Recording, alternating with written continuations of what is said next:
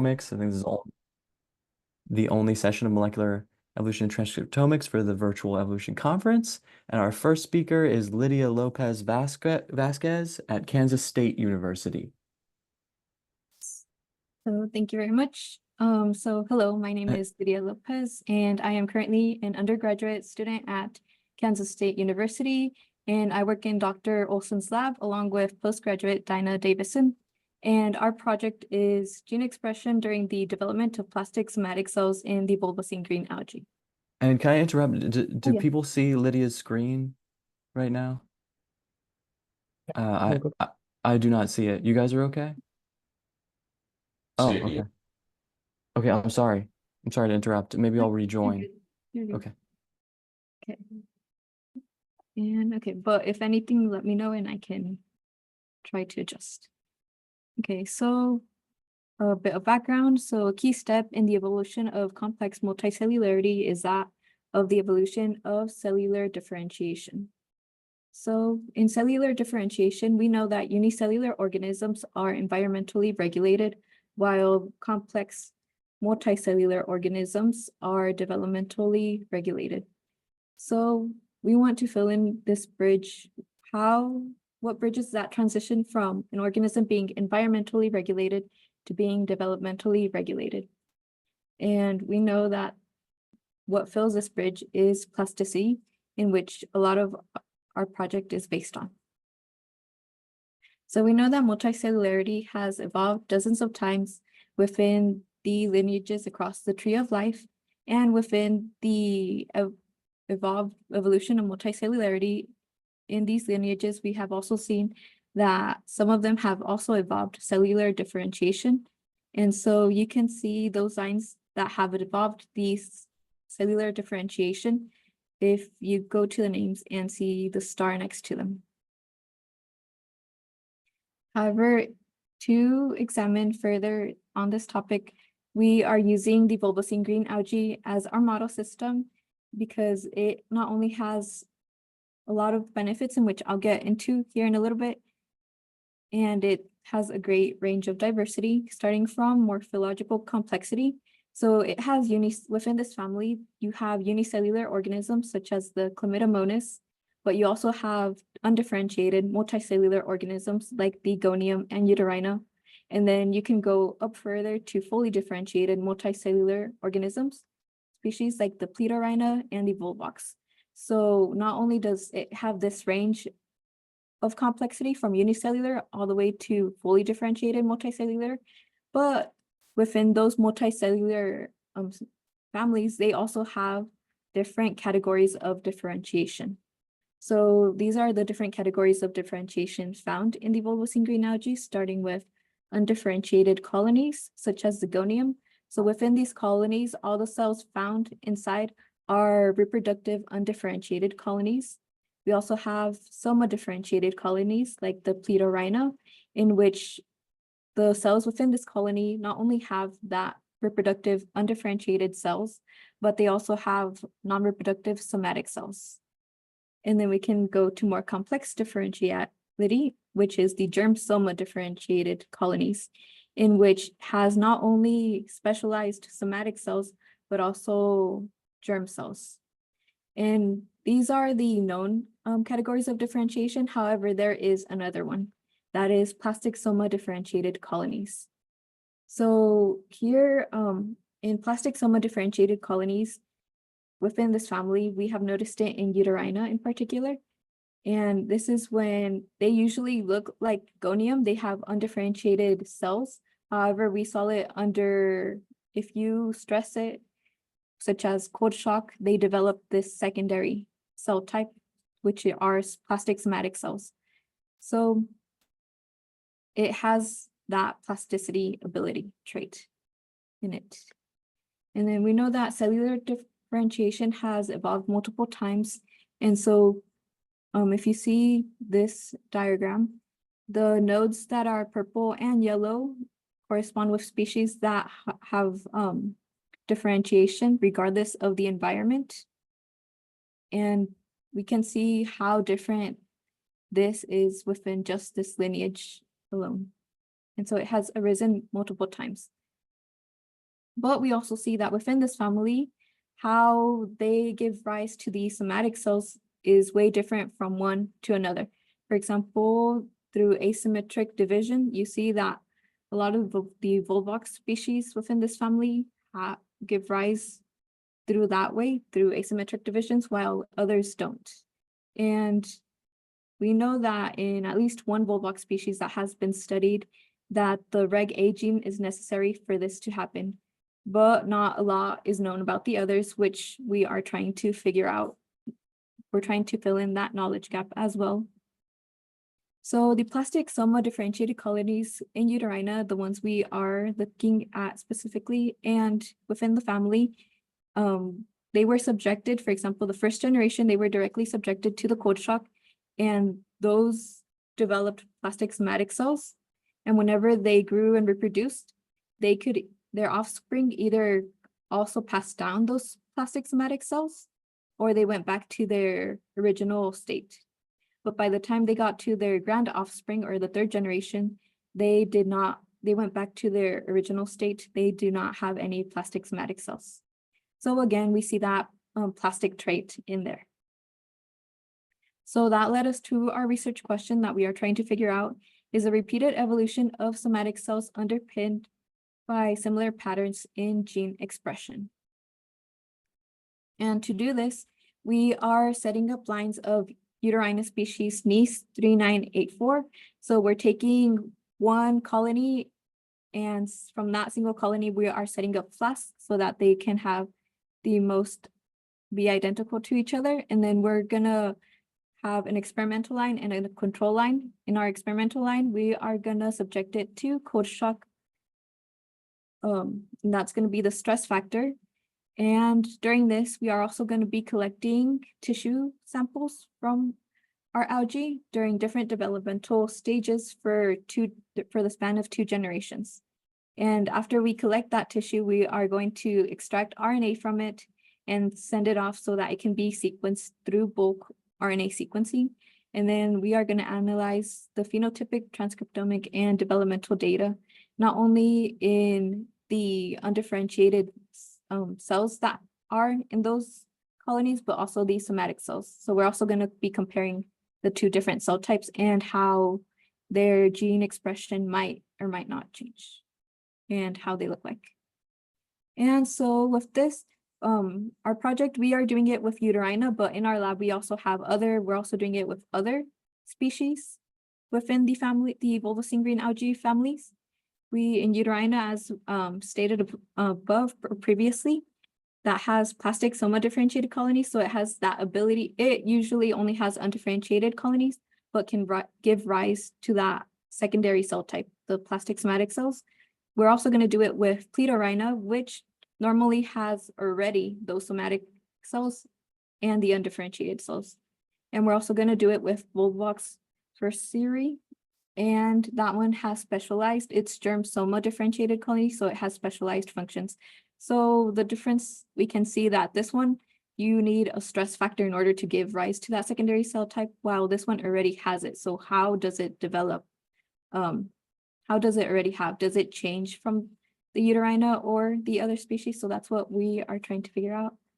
And so there are different outcomes that can happen, as already stated. So they can have the same gene expressed in all across the lineage, which is not very likely, but it's a possibility. They can also have completely different sets of genes and gene expressions in how they give rise to those somatic cells, or they can have some combination in which they share some genes and their expression in that, or are similar to some, but not the others. So there is no say in which way the results can lead us as of right now. And the significance of this project is it not only allows us to better understand the repeated evolution of cellular differentiation during the transition and evolution of multicellularity, but it also allows us to better understand how gene expression mechanisms can be that underpin the repeated evolution of somatic cells work. And not a lot is done with these families of bulbous green algae. So we're also going to be gathering information on that and try to fill in more knowledge on what is known. And so acknowledgements and fundings. So yeah, that is the end.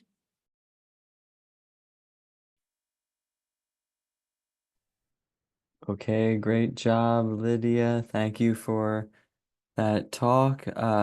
If anybody has questions, they can type them in the chat and we can read them out, or you can ask, turning on your microphone.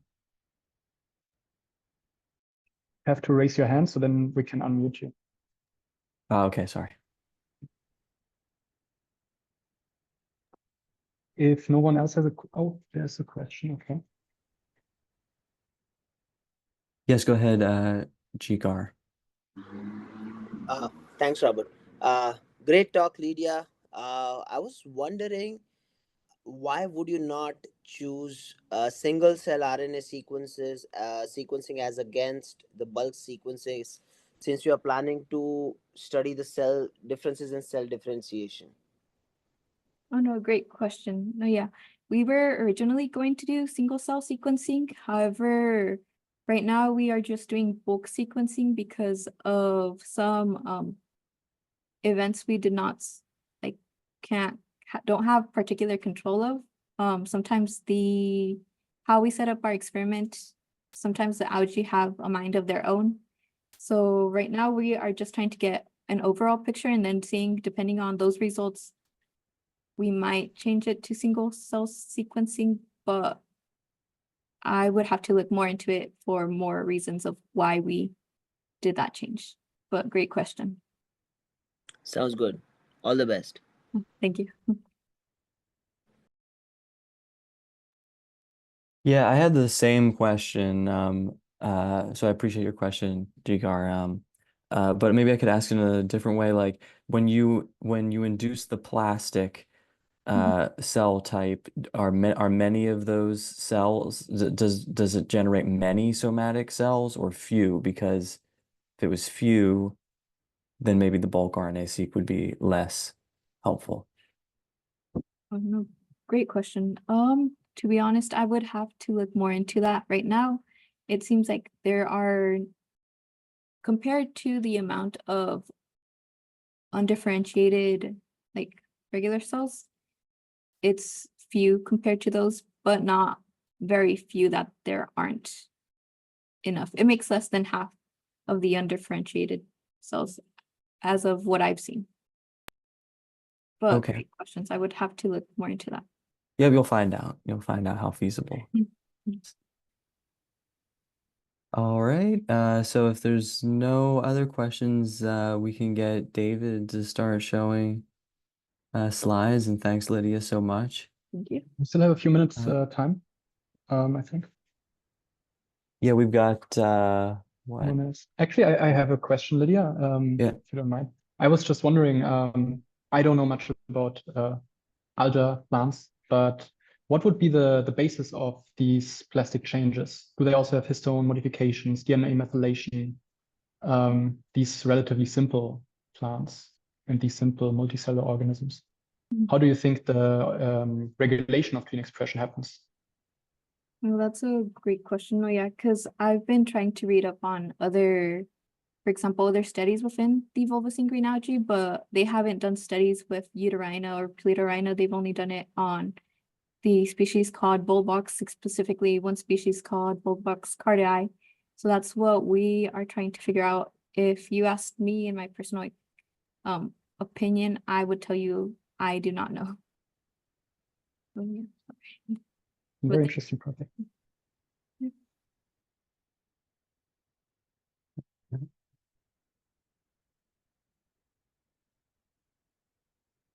So yeah, we have about 20 seconds here to be on the dot.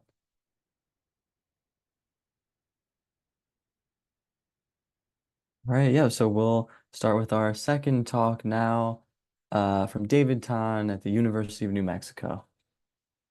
Okay, hi everyone. Thank you for staying to this last session as well, for attending. So for those of you who have other talks they want to listen to, I will be presenting this in person at the in-person meeting in Montreal next month, and also at the American Ornithological Society meeting in October. So no pressure if you're attending either of those two sessions. But in any case, this talk is going to be about a very interesting, colorful group of birds called pittas, right? Specifically the blue-winged and the mangrove pittas. So I'm just going to launch right in with the mangrove pitta. Now, this is a really, really colorful, really pretty species. And this is a species that inhabits mangrove swamps across Southeast Asia, from Bangladesh, the Sundarbans of Bangladesh, all the way down into Sumatra and the Riau Islands. Now, because it inhabits mangroves, because it's a mangrove specialist, the population size is quite small, as you can see from the map, right? The populations are quite fragmented. Mangroves have been declining in area over the last few decades because of coastal developments.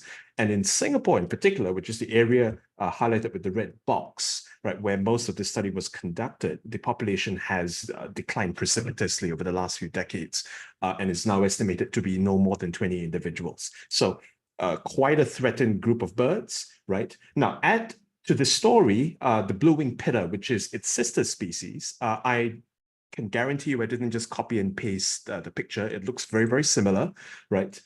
Which is a species that is much more widespread. As you can see from the orange area in the map, this is where they breed, right? So they breed more or less in Indochina, in Thailand, Myanmar, Laos, Vietnam, and they migrate into lowland Southeast Asia, to Sundaland during the northern winter months. But in the last 2 decades or so, we have observed a range expansion of this blue-winged pitta down into Sundaland, starting with a 2005 breeding record of the species in central peninsular Malaysia. And in 2014, we started to observe breeding in Singapore on this one island called Pulau Ubin, as you can see from the blue dots here in this map, right? So range expansion is very interesting, and it could be the result of a variety of processes. And so one of the questions that we're trying to address here is, number one, well, hang on, before we go into that, right? So these two species are sister species. They are weakly phenotypically diverged, right? So for convenience sake, all mangrove pitta diagrams in this presentation are facing right, and all blue-winged pittas are facing left. All right, so there's no confusion there, right? So you can see that the phenotypic, the plumage-wise, they are very, very weakly diverged. This is how the mangrove pitta sounds like. And this is what blue-winged pitta sounds like. So even vocally, they are also very, very similar. And so because of this, when you have secondary contact between two very phenotypically similar species, it is very possible that hybridization might occur, right? And when hybridization does occur, it tends to lead to the formation of hybrid swarms, which could lead to local extirpation of the more rare species. And so this is certainly an issue of concern, especially given how rare the mangrove pitta is. And you can see on this one island that I've highlighted just how proximate the populations are. The orange areas are where the mangrove pittas occur, and the blue areas are where the blue-winged pittas occur. So it is entirely conceivable that you could be walking down a trail and be hearing both species on either sides of the trail, right? And so really, what is the goal of the study? It's to, number one, assess if there is any evidence of hybridization between the mangrove and the blue-winged pittas, right? And number two, to assess the population health through looking at genetic diversity of the mangrove pitta in Singapore, given its threatened status. And number three, what is this origin of the blue-winged pitta range expansion? Is it due to migratory drop-off, which is the main hypothesis that we have going into this? Right, so to sample these birds, we caught a whole bunch of birds in Thailand. These are migratory blue-winged pittas that are probably breeding further north of Bangkok. We also caught 6 resident blue-winged pittas in Singapore and 7 mangrove pittas in Singapore. And these were supplemented by another 16 migratory blue-winged pittas that we salvaged from window strikes in Singapore, and 3 mangrove pittas that were also salvaged from window strikes. And all of these birds were sequenced using ddRAD-seq. Which we can ask more questions if you don't know about this method later on. Right, so let's just jump straight into the results.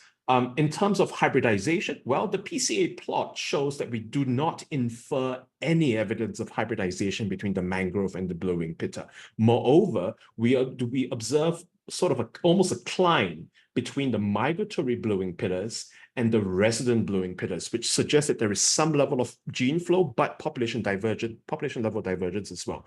The same results are seen in the SNMF plot, right, or the structure plot, where we see very little evidence of admixture between the bluewing pittas, which are these on the left side of the structure plot here, and the mangrove pittas on the right side of the structure plot.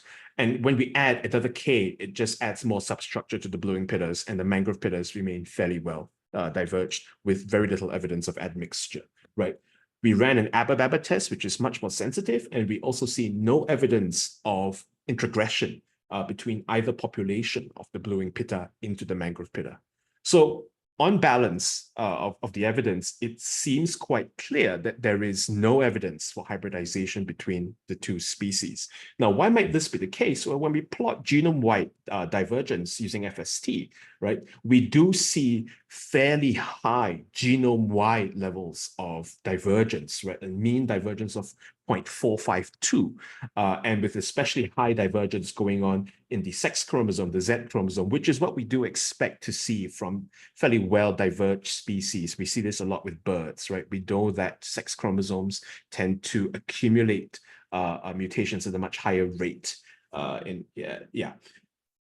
Now, so that's introgression and hybridization, no evidence. What about the population genetic health?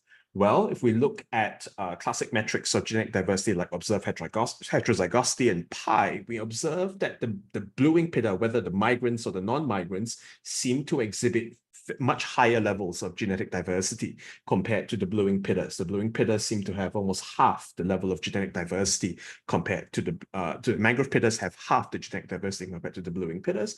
But one really interesting finding that we observe is that the inbreeding coefficient in the mangrove pittas is quite low. That's the FIS, right? And that usually is an indication that the population is outbred and pretty well mixed, which will have interesting implications for how we interpret the population genetic diversity, right? So when we look at effective population sizes, we use BPP to jointly infer effective population sizes, divergence times, and gene flow, right? We find that the inferred effective population size for the mangrove pitta is surprisingly high. It's about 29,700, which is a good deal more than the estimated 20 individuals that are thought to remain in Singapore, right? So this difference in effective population size plus the low inbreeding coefficient seems to suggest that there might be a zone of panmixes going on in this region here, right? Singapore, the Riau Archipelago,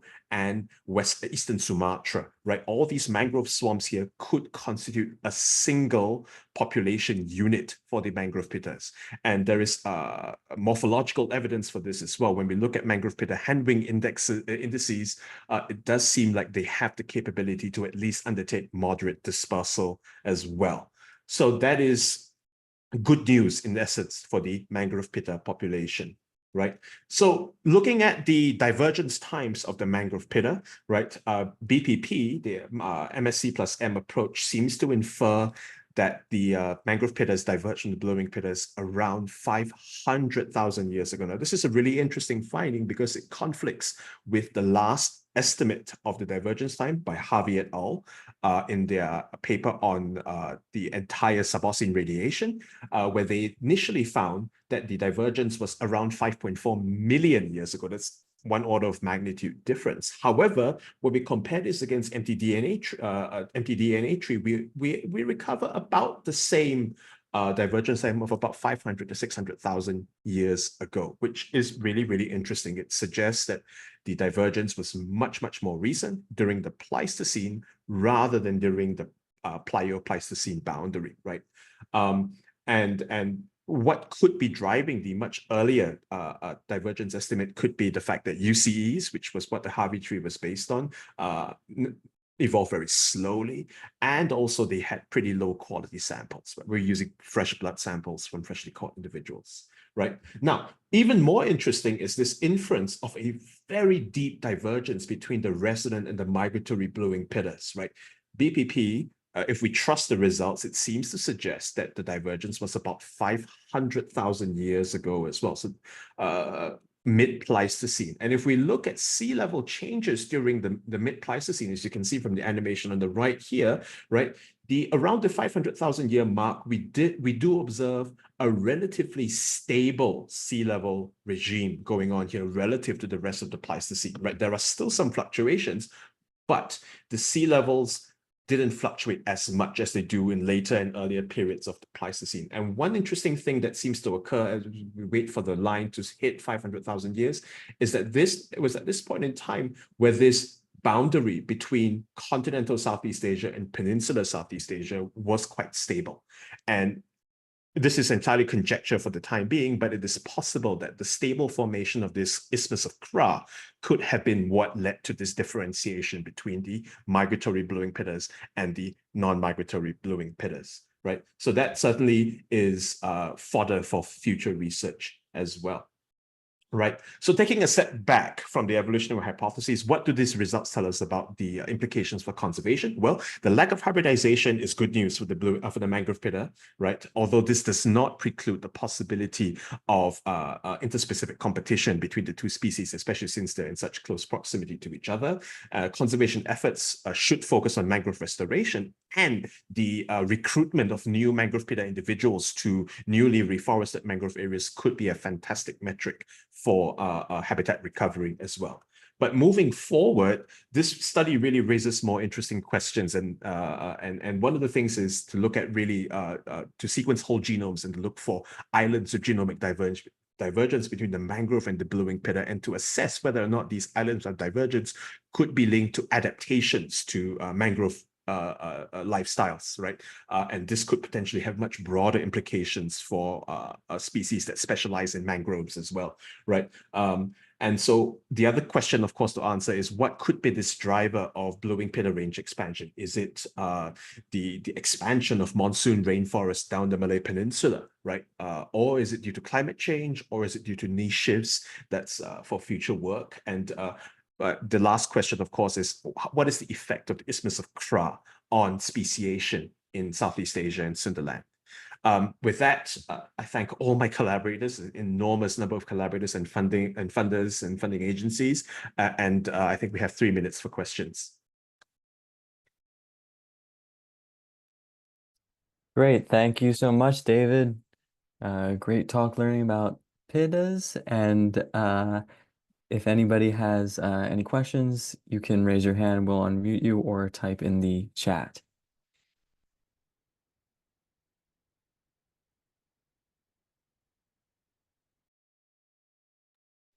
And I can start.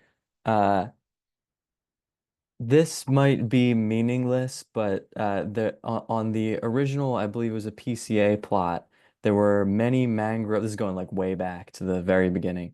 There's one mangrove pitta. There's one mangrove pitta that's just to the left. Does that have any meaning No, at it's all? missing data. Okay. Yeah, we left it Okay, in gotcha. because, yeah, but it's missing data that's pulling it. And yeah, I see. I was wondering if there was something it had that it's a was. slightly lower quality sample. Okay. That's all. I see. I Yep. see.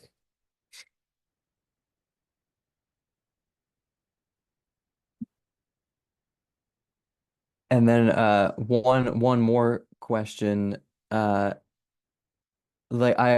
I'm surprised that they make it across the water because I know you guys use the wing index. I'm probably saying that wrong to predict that, but being like a ground dwelling sort of not flying much bird as I understand pittas, do you think they're routinely making those movements, or it's more storm driven? I think it's routine. I mean, Okay. so looking at the sampling regime that we have here, these 3 mangrove pittas that we found in main island Singapore were not found in mangroves at all, and they hit windows. So clearly there is some I local see. movements within the region, and it's not that far for them to move as well, which is why we're not hypothesizing that these Bangladeshi birds are making their way down to Southeast Asia, but it's potentially possible that these Sumatran birds could easily jump across islands and hop as part of their dispersal or post-breeding dispersal strategy. Oh, great. Okay, great. And like you said, that's good for them and their gene flow. So, okay, great. So we're at 29 after here. We can move along. Thanks so much, David.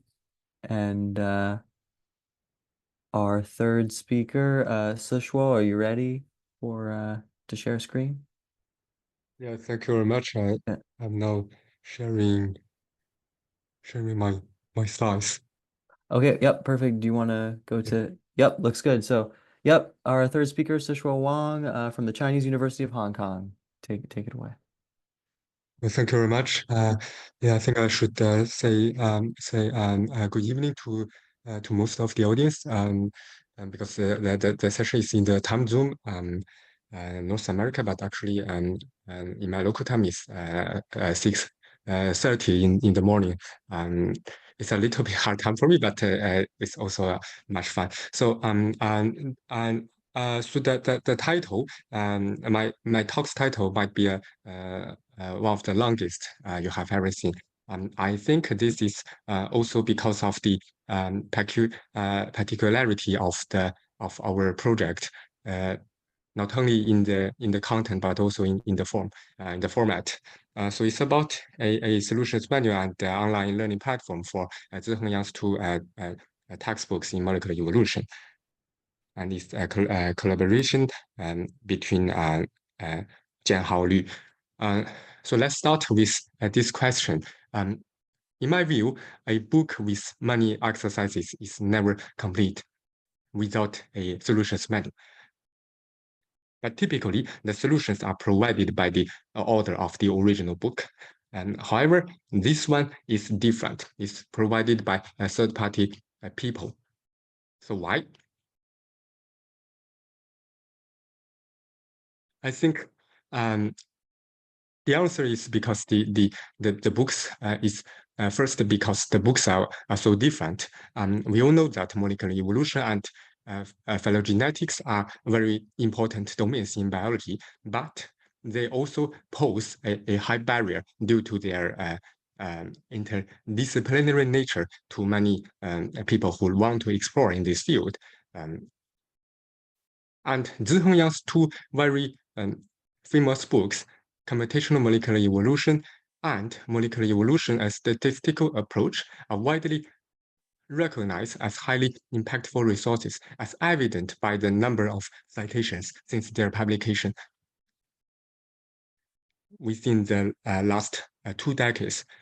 So these books, interestingly, offer not only comprehensive content, but also many interesting and very great exercises for readers to work out. However, there is no solutions available. And what is the reason?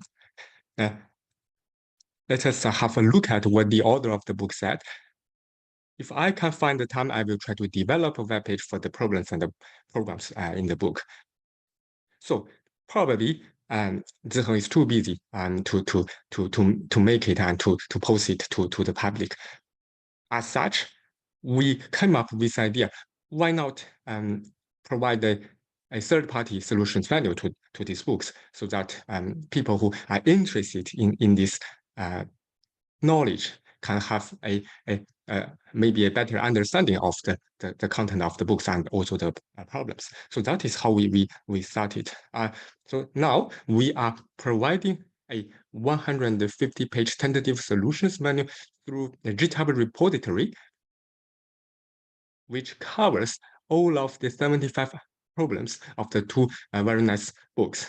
And we also note that an important challenge for many biologists to study the books and computational molecular evolution is the lack of knowledge, adequate knowledge in statistics and programming. So this solutions manual aims at providing very, very detailed solutions and also the original codes with the data sets.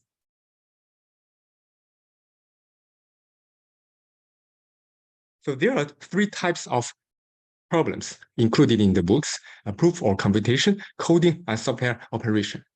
For coding, we try to provide the code as R as possible because R is probably the language that is most familiar to most biologists.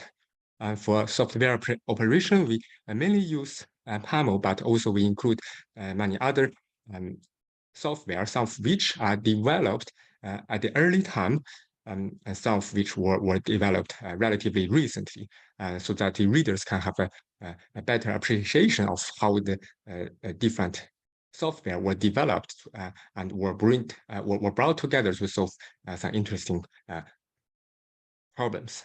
And also, where possible, we provide alternative solutions and both analytical and simulation results. So here is a screenshot of the online GitHub repository.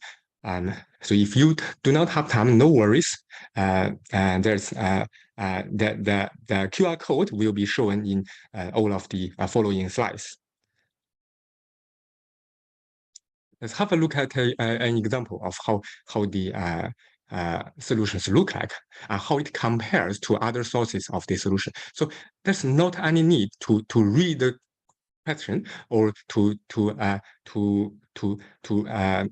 understand the solutions. So here there is this original answer provided by a paper dating back to 19 years ago by Yang and Ranala.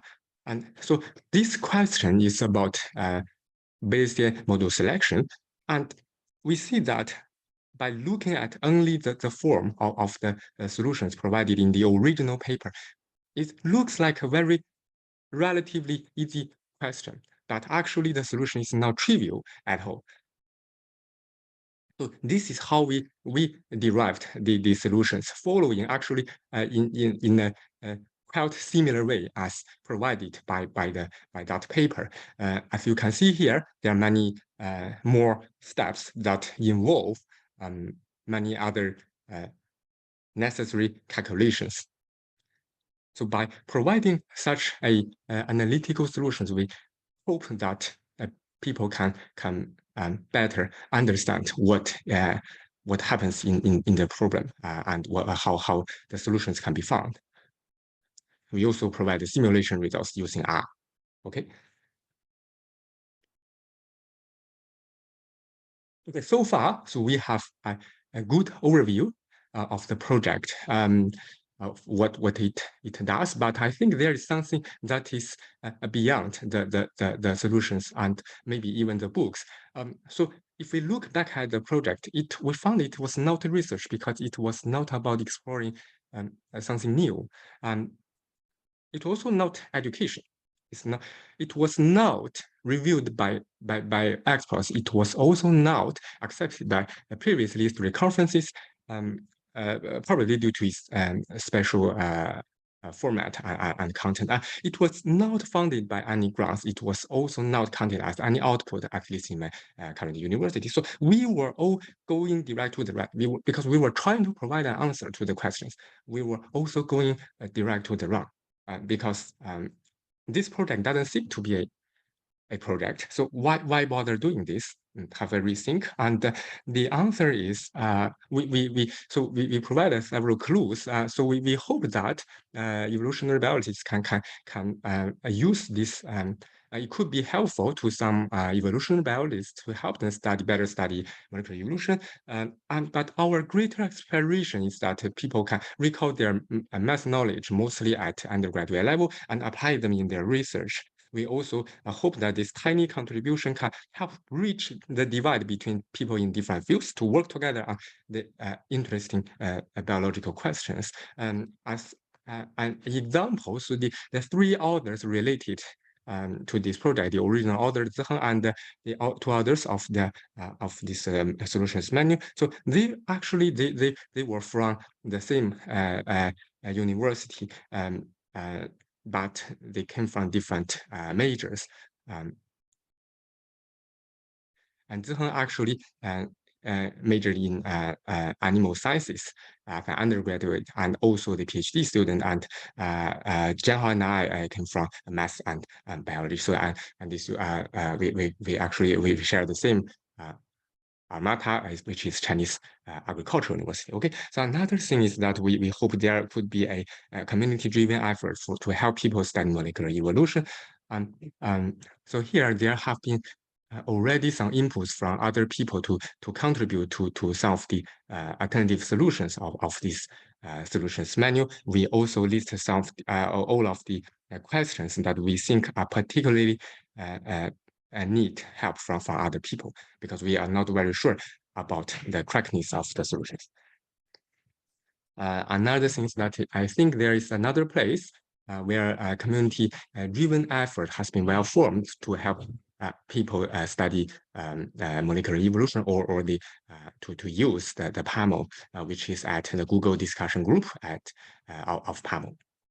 Some of the people we see here, 3 of them, I think, 3 people most active and there to help others, including me, who also contributed a little. And last, I would like to share you something interesting. How did it start? That dated back to the SMB annual conference in last year. So I was bringing some printed versions of the exercise on the airplane.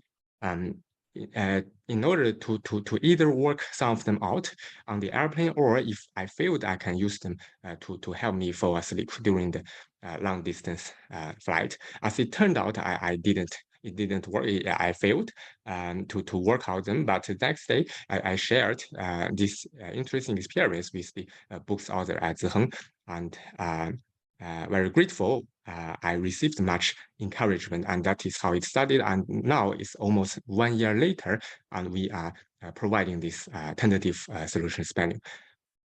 Okay, and so if there's any take-home message I would like to share with you is that for long distance conference by plane, they can try to bring a book and try to work out the exercises. Yeah, actually, I'm kidding. Yeah, so it's to start the GitHub. If you like the idea, and you're more than welcome to provide you comments, suggestions, or report the errors in our tentative solutions at the GitHub repository. The last, I would like to mention that the exercise is only tips of the iceberg of the original book, so it's always highly recommended to carefully read the original these 2 books, very nicely written books, and also solutions are not reviewed, but actually everyone is welcome to contribute to this third-party solutions. Okay, so thank you very much, and I think I would also like to especially thank the Evolution Congress for giving me this very precious opportunity to. Okay, thank you very much. Thanks, everyone.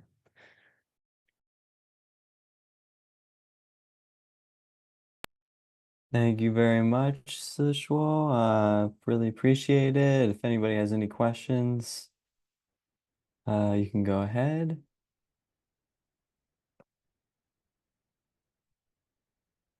I don't know much about navigating these things. So how could I join the Google PAML group? How would someone do that? Yeah, I think the Google PAML can be easily joined once you have a Gmail account. For the GitHub, and I think you everyone can access and can join the discussion if you have registered at GitHub. Yeah, so it's so you can scan this QR code. Yeah. The link to the Google group is on the GitHub. No, but that is, yeah, this is a very great suggestion. I will add it later, yeah, so that people can easily find different stuff. Yeah. Thank you. Right, like so if it's not on the GitHub, how do I access it now? After it should be accessible after. Yeah, so if you want to have a look at the GitHub repository of the solutions menus, you can scan the QR code here, scan the QR code. Yeah, and other related information will be shortly provided once you go here, once you go to the GitHub repository. Yeah, and I think there's a link. Yeah, so there's the the web address. Yeah. Okay, thanks. Or you can also scan the QR code. Yeah. Thank you. I think we're going to move on. You can continue in the chat, Sichuan, because I think it says here the QR code is deactivated, but we'll move on Sorry. to real quickly. Sorry for that. Yeah. Yeah, so thank you very much. Yeah. Thank you. And we'll move on to Okay. Kevin Downard from Prince of Wales Clinical Research Sciences at the University of New South Wales. Okay, thank you very much. I'm going to keep the theme of molecular evolution, focusing on the molecular aspect in this particular talk. And we all know, of course, that molecules all have molecular mass associated with their atomic makeup and ultimately the subatomic particles that constitute them. And that's the case for peptides and amino acids. Fortunately for us, amino acids have not only different structural properties that give the compounds themselves, peptides and proteins, their functions, but they also have different masses. And there's a partial list there, but they vary from 57 to 186 mass units. And the only exception are the two structural isomers, leucine and isoleucine, which means, of course, that if you construct a peptide, the mass of that peptide will be dependent upon the amino acid composition and the sequence. So what we've been doing for some time now, for a decade, is building phylogenetic-like trees using masses, numerical data, rather than sequence data. I'll come to that. So this gives you a bit of an idea of the concept. These are 4 partial sequences for proteins. These are viral proteins on the surface of, in this case, the influenza virus for different strains, 4 different strains shown there. And the boxes represent peptides that will be produced from the proteins if those proteins were digested with an enzyme that cuts in a reproducible manner at selective residues, in this case, lysine and arginine. And underneath, I've just designated masses in terms of a letter, M. Don't have to worry, of course, what they are at the moment. But you can imagine that if the mass of the peptide, or if the sequence of the peptide rather is the same across the proteins, then the mass is the same. But if the sequence is different, then the mass will be different. And so homologous proteins will share more peptides with more common masses versus more divergent proteins that will have a different set of masses. So our approach uses the mass data from the digestion of proteins extracted from a mass spectrum to build a phylogenetic-like tree. And this goes back to original work in, let's just say, 2013. So here's the mass tree shown at the bottom for these particular 4 proteins when they're cleaved with the enzyme. And you can imagine, or you can see here, that they all share a common sequence at the N-terminus. So that has a mass of M1, we'll call it. You don't have to worry what the mass is. And then the second, well, the third peptide here for the top 2 proteins has the same mass, as does the 4th, the 5th, the 6th, and so on. So they're shared, and so those proteins are branched together, but they differ at 2 peptides, the masses of 2 peptides, and so you get the divergent out there at the leaf. And the branch lengths reflect the number of masses that are shared versus the total. So this is 1/8, 5/8, 2/8 in length. So the strategy in building these trees is to isolate your proteins from your particular organism of interest. In our case, it's often viruses. Digest up the proteins, and you can do this simultaneously for multiple proteins from multiple sources at once. Extract the mass data. There's no interpretation involved. You just pull the masses off the spectra and put it into a purpose-built algorithm, which we call, no surprise here, mass tree. And then we build these mass or numerical trees. So you can see immediately that it's reasonably fast because there's no sequencing involved. DNA, or in this case, protein. The spectra can be recorded very quickly and in a high throughput manner. We can load multiple samples into our instruments and record mass maps in less than a second, really. We can extract the data, and then the tree can build the mass tree by comparing in a pairwise manner the peptides from 2 different proteins at a time. As I mentioned, there's no sequence, so there's no alignment in the tree building step. And also along the way, the algorithm compares peptide masses to see whether 2 peptides from 2 different proteins might be related based on a single mutation. Turns out, as well as amino acids having different masses, the difference between them is largely different if you substitute one amino acid with another. For most amino acid substitutions, that mass difference is unique.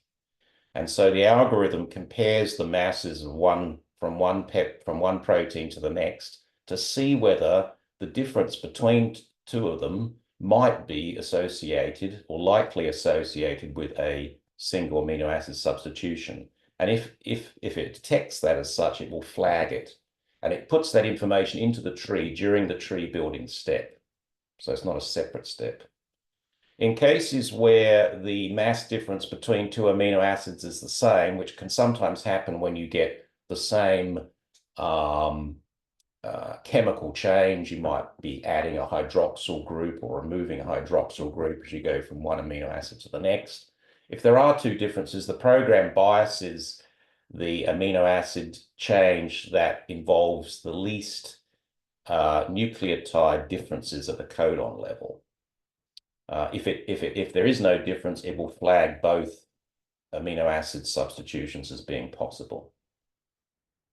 So this just shows, I think on the right-hand side, I can't see it on my screen, but there's the full tree, which is, we've built now trees for over 8,500 proteins. So we built some pretty big trees, even I think for evolutionary biologists, that's a pretty big tree.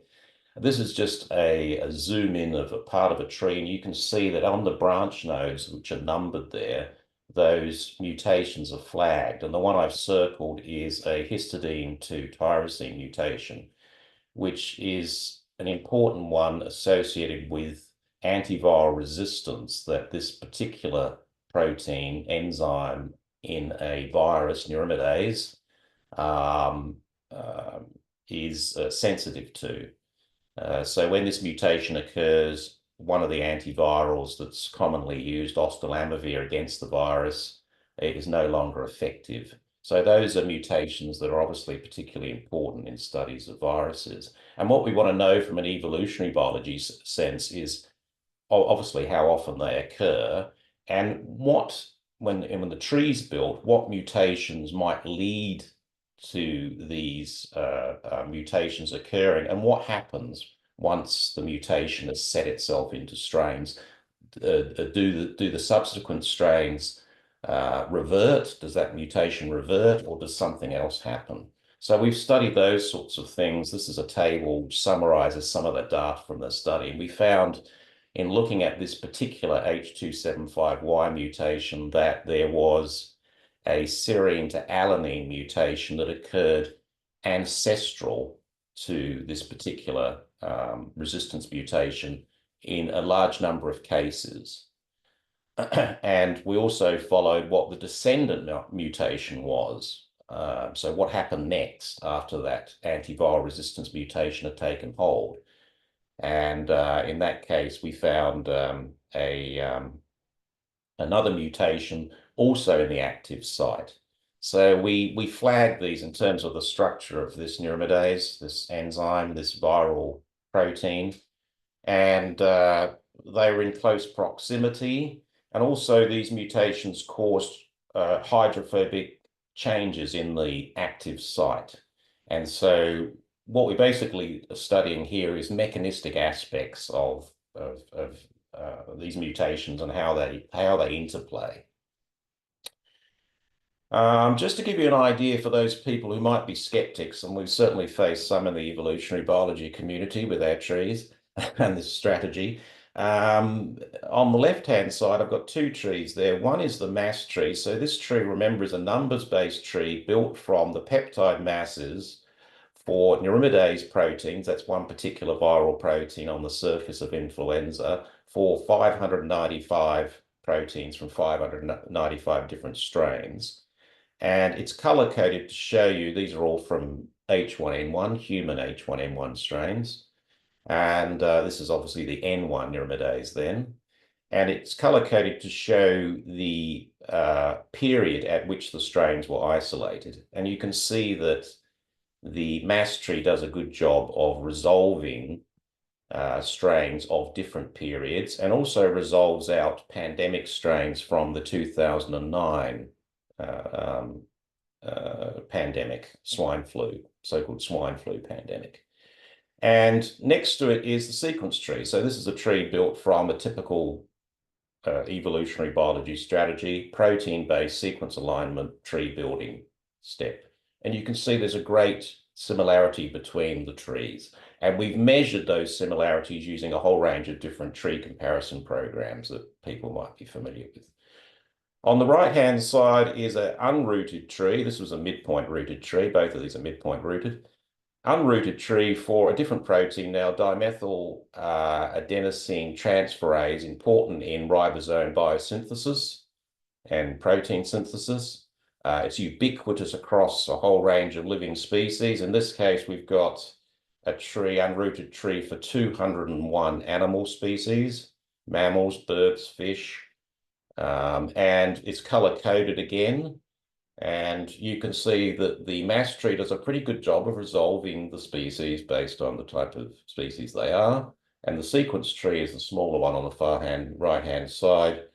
And again, you can see a great deal of similarity, and we've compared that with tree comparison programs. In fact, the mass tree was able to resolve in the lime green the aquatic reptiles from the land-based reptiles, and the sequence tree didn't. More recently, we've used this to look at the SARS virus, looking at mutations in the SARS virus that are important in the evolution of that virus. And we're all familiar now from our inoculation, our vaccinations, if nothing else, that the virus has evolved along different routes, and these different variants have popped up, alpha, beta, delta, and the Omicron strains more recently, and recombinant forms, and they have mutations in the S protein, which is the only protein on the surface of the SARS-CoV virus. And of course, you can record mass spectra, as I've described, after digestion of the S protein for different strains, and you can build trees, and we've done that. And once again, the mass trees can resolve these subvariants and do so in a similar manner and a congruent manner to what we see with a sequence-based tree. Again, we've built much larger trees. This is an example for the SARS virus, over 3,100, almost 3,200 proteins. This was in the early days of the Omicron strain. So there's not many Omicron strains in this tree. I think this was produced from data from late 2022. But once again, we've resolved the alpha, beta, gamma, delta variants from one another. And as I mentioned, you can go and zoom in on the tree, look for those mutations which the tree flags.